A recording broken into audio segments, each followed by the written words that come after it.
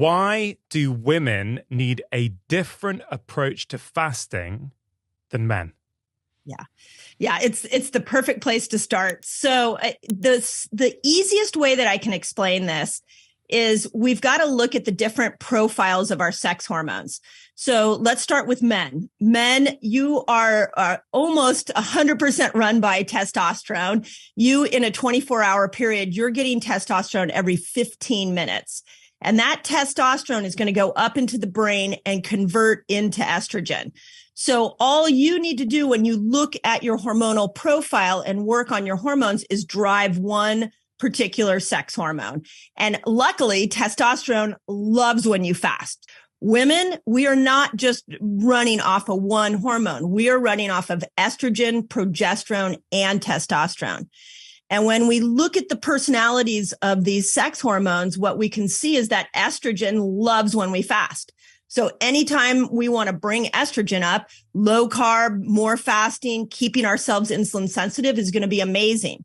But progesterone's completely the opposite way. In fact, the week before a woman's cycle, she actually becomes more insulin resistant because we need glucose to be higher so that we can make progesterone. And so we should not be fasting the week before our cycle. This is not the time to go low carb because we need that glucose to be higher. Yeah, so much to pick up on there. And I have to say, Mindy, one of the reasons I wanted to invite you onto the show was because this is a hot topic that women are asking about. Fasting is growing in popularity at the moment, and there appears to be this one-size-fits-all approach. So that's certainly how it's getting applied out there. And from studying your work, it's very clear, as you just described, that men and women are fundamentally different. Now, you mentioned men run off one hormone, primarily testosterone. And I'm drawn to the one meal a day approach that many men like to do. And about a year ago, I spoke to this amazing cardiologist, Dr. Pradeep Jamnadas, on this podcast. He uses fasting with his patients, has done for many years. And someone on my team got so inspired by that, he has gone to one meal a day and he is thriving, right? He's been thriving for a year, but this is a guy. And I know from your work that you don't think for most women that one meal a day is the right approach, do you? No, it's for many reasons, it's not the right approach. So for starters, going back to the thought that progesterone needs glucose to be higher, if you're in one meal a day, you're spending a large part of that day with glucose either dropping or at least staying the same, depending on where your insulin sensitivity levels are. So one meal a day is not enough to be able to keep glucose high for progesterone. Second thing, and I think this one's really, really important, and I didn't write about it deep enough in the book, so I'd love to chat with you about it here, which is when it comes to thyroid health, and women are more affected by thyroid problems than men. In fact, many experts believe that women after about 45, as they go through menopause, lose 50% of their thyroid hormone. So the thyroid needs calories to be higher. So when we're consistently doing one meal a day for women, it's really hard to get calories up. This is probably the only time you'll hear me talk about calories, but it's really hard to get our calories up to the level that supports proper thyroid function when we're just eating one meal a day. So there's a lot of nuance in that particular question, which is what's happening to the female body when she's doing one meal a day over and over and over again. It's damaging her from a hormonal level that she may not be aware of. Yeah, really, really interesting. And, my intention with this conversation is that it's going to be really, really practical for people so that women at the end of this know, oh, for me, at my age, depending on where I am in my cycle, this is possibly what I should be doing to optimize my health. We've discussed some of the differences between men and women. Of course, there's plenty more. But before we get into the cycle and how things change throughout the menstrual cycle, I wonder if you could top line explain why should a woman consider fasting in the first place?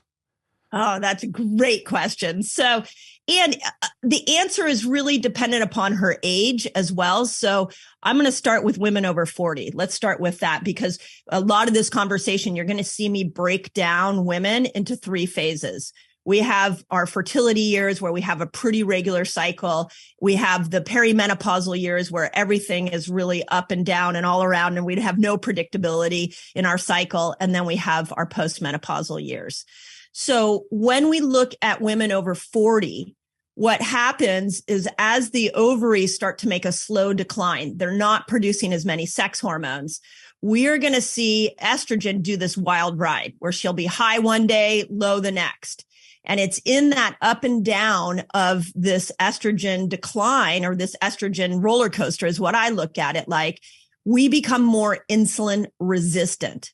So the way I look at this is when estrogen starts to slowly fade away, we need to do everything we can to keep her age appropriate levels high. And fasting and estrogen go hand in hand. The more you fast, the more you cycle fasting the way I teach, the more you're going to keep your age appropriate estrogen at its highest level possible. Now, with women that are in their fertility years, we can look at things like PCOS, the number one hormonal problem for women. That is an insulin resistant issue. And there is no better tool in your biohacking toolbox than to use fasting to help make yourself insulin sensitive. So whether you're struggling to get pregnant, you have PCOS, we want to bring fasting in to be able to let estrogen do her thing, depending on where you are on your life cycle. Yeah. Okay. Thanks so much for that. Before we go too much further, I wanted to highlight something you write in your book. The new book, Fast Like a Girl, is fabulous. It really is. It's so practical for women. I really think every woman who reads it is going to understand themselves better. And actually, as a guy reading it, all men have women in their life on some level, whether it's a girlfriend, a wife, a work colleague, a mother, a daughter. So actually, although it appears from the outside that the work is designed for women, I think it's just as relevant for men as well. So I wanted to share that. But in the book, you say, you believe that fasting is for everyone. We were designed to fast. Now, I wonder if you could just expand upon that. And at the same time, you also point out in the book that there are some specific reasons why you may not wish to fast, including, of course, eating disorders. Yeah. So let's go to the first part of the question. And I think this is for both men and women. We've got to go back to this concept, and it's been slowly emerging in the health space. But we've got to go back to this concept of how was the human body designed? We are in an evolutionary mismatch right now. The amount of physical, emotional, and chemical stressors that the modern world is presenting to us has us really off course with how our original design was built to be. And when we look at the primal years, what we know back in the caveman days is that we had to depend on another fuel source to be able to go hunt for food. Let me explain myself. When we came out of the cave, we didn't have a refrigerator. We didn't have DoorDash. We didn't have any way to get food. So we had to go and hunt for food. And in that hunting of food, our body switched over into a different energy system. It switched over into the ketogenic energy system, or as I refer to it in the book, the fat burning system. And in that system, the body burned fat to make ketones as a fuel source so that we could go hunt. So now let's fast forward to today.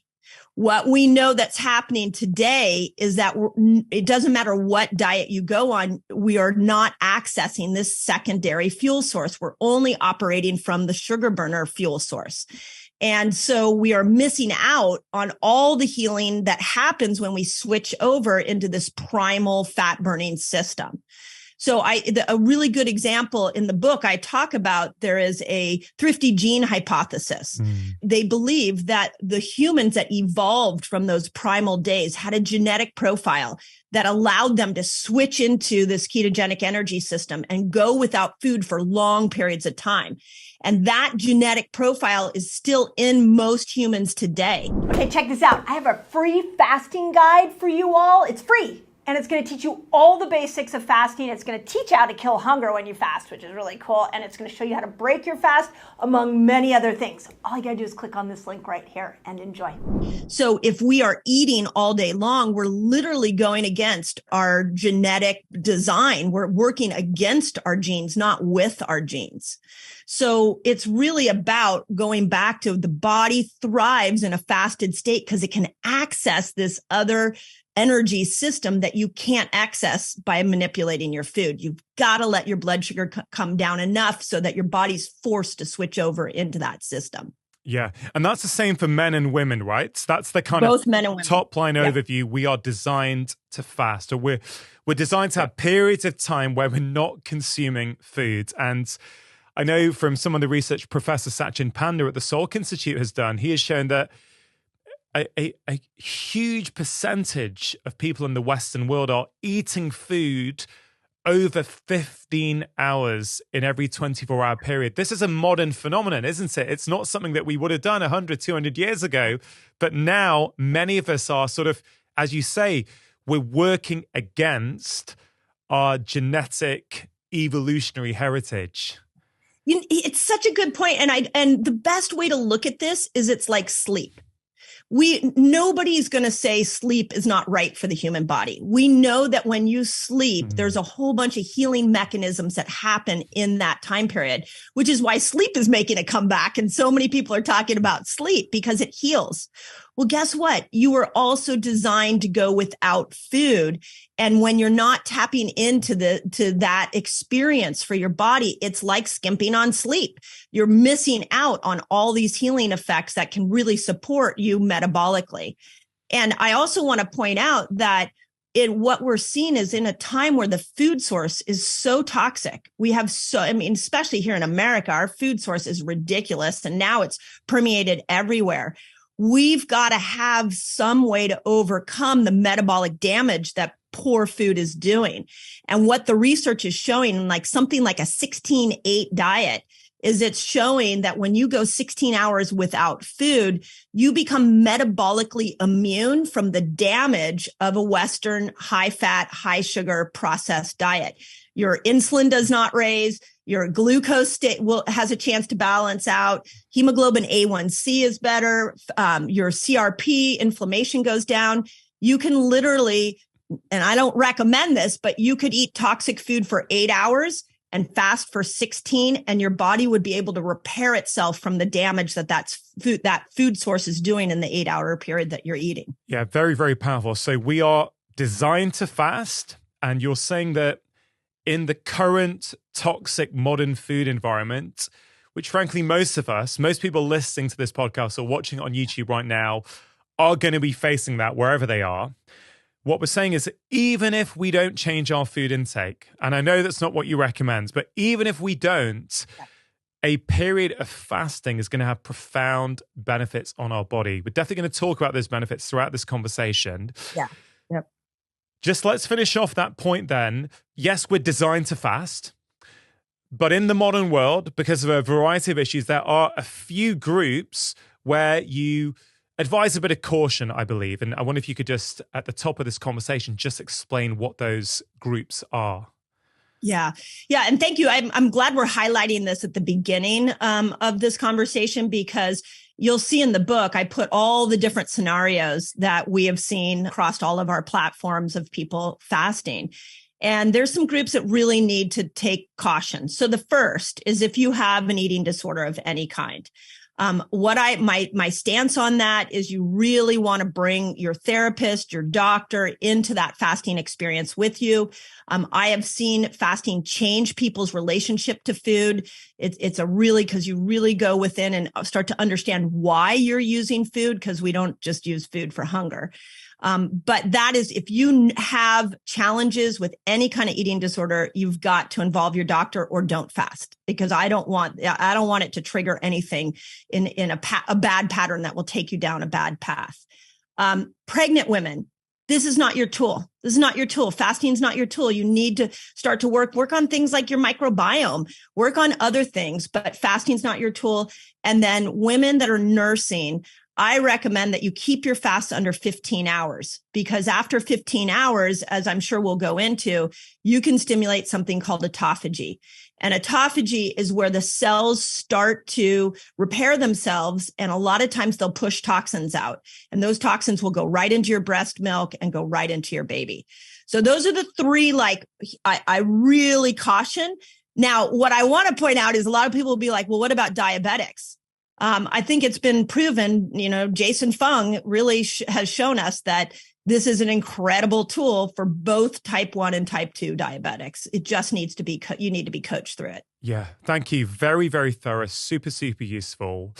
And the eating disorder conversation, I think, is very subtle and nuanced, because there is this sort of feeling now that it's not relevant at all for people with eating disorders. Yet, as you have pointed out, and I've seen in a lot of the videos you make on YouTube, and I've read a lot of the comments in preparation for our conversation today, there are people who have suffered from eating disorders who have found, as you're saying, fasting, when done in a mindful way, when done in a responsible way, potentially when being coached through it with help, can actually be a part of the solution. As you say, not for everyone, but we can't just throw it out necessarily. But I would add that note of caution as well. If you are suffering from an eating disorder, if you're struggling with it, if you're recovering, do speak to someone before you just jump in.